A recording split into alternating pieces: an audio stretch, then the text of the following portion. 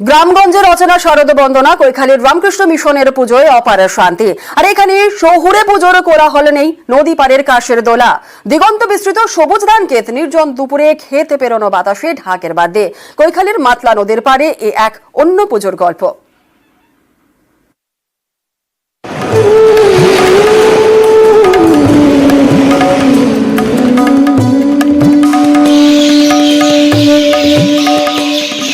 সুন্দরবনের গেটওয়ে কৈখালী, মাতলা নদীর লোনা হাওয়া। সুন্দরবন ঘুরতে আসা অনেকেই প্রথম রাতটা কৈখালীতেই কাটিয়ে যান। নদী পাড়েই রয়েছে সরকারি পর্যটন আবাস। পর্যটন আবাসের গায়েই রামকৃষ্ণ মিশনের মন্দির। এই মন্দিরেই দশভূজা বন্দনা।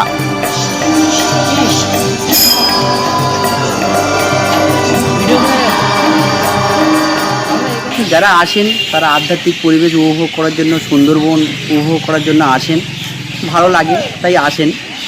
তাছাড়া এখান থেকে ছোটোখাটো ট্রিপ করার জন্য 3 ঘন্টার মধ্যে ঝড়খালি থেকে ঘুরে আসা যায়। বিভিন্ন রকমের বোট আছে।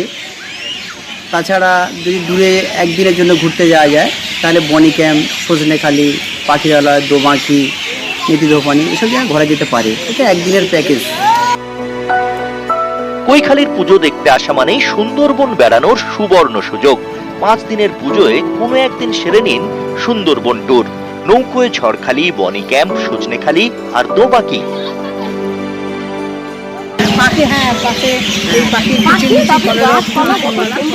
গাছপালা, নদী নালা চারিদিকে, প্রকৃতির টানে ছুটে আসা।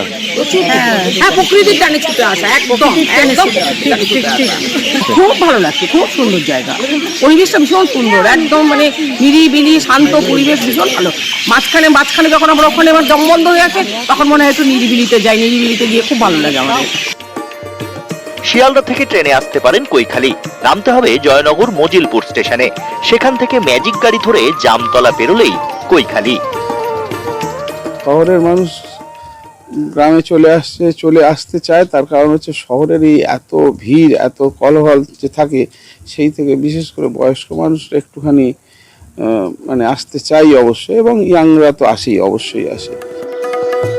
পুজোর বেড়ানোয় যদি কৈখালী থাকে তবে আগে থেকেই হোটেল বুকিং সেরে রাখা ভালো, কারণ পুজোর অনেক আগেই হোটেল বুকিং কমপ্লিট হয়ে যায় এখানে।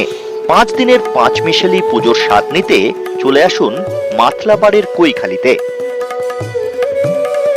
কৈখালী থেকে রফিকুল ঢালির সঙ্গে অর্পণ মণ্ডল, নিউজ 18 বাংলা।